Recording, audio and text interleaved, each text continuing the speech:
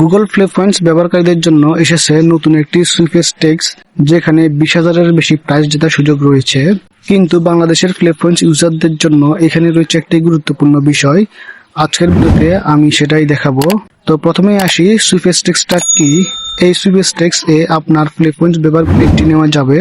যেমন আপনি যদি 10টা প্লে পয়েন্টস দেন, সেক্ষেত্রে আপনি 10টা এন্ট্রি পাবেন।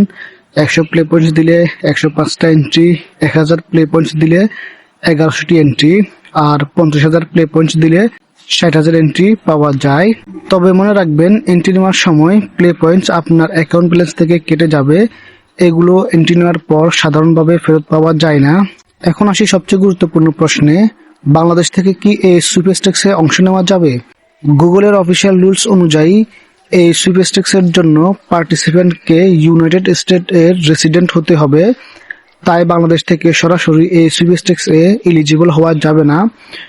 শুধু VPN ব্যবহার করে বা ইউএসএ এর কোনো পরিচিত ব্যক্তির অ্যাড্রেস ব্যবহার করলেই আপনি ইউএস রেসিডেন্ট হয়ে যাবেন না। তাই অন্যের অ্যাড্রেস ব্যবহার করে এলিজিবিলিটি বাইপাস করার চেষ্টা না করাই ভালো। আপনার কোনো পরিচিত ব্যক্তি যদি ইউনাইটেড স্টেট এর রেসিডেন্ট হন এবং গুগলের এলিজিবিলিটি রিকোয়ারমেন্টস পূরণ করেন, তাহলে তিনি নিজের অ্যাকাউন্ট দিয়ে নিজের নামে পার্টিসিপেট করতে পারবেন। কিন্তু তার অ্যাড্রেস ব্যবহার করে বাংলাদেশ থেকে আপনার অ্যাকাউন্ট দিয়ে অংশগ্রহণ করা অফিসিয়াল ভাবে সাপোর্টেড নয়। তাহলে বাংলাদেশি প্লে পয়েন্টস ইউজারদের জন্য এই সুইপস্টেকস মূলত দেখার মতো একটি অফার, কিন্তু বাংলাদেশ থেকে সরাসরি পার্টিসিপেট করার সুযোগ নেই।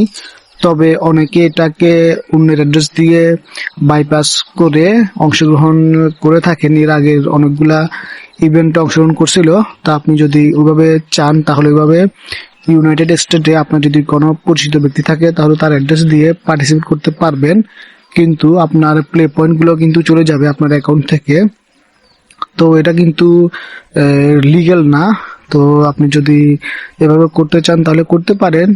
ইউএসএ যদি পরিচিত কেউ থাকে তাহলে ট্রাই করে দেখতে পারেন।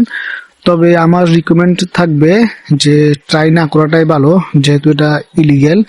আপনি এটা ট্রাই করার দরকার নাই আমার মনে হয় আর কি। ভিডিওটি ভালো লাগলে লাইক দিন এবং প্লে পয়েন্টসের নতুন নতুন আপডেট পেতে RH Tech View সাবস্ক্রাইব করে রাখুন। আল্লাহ হাফেজ।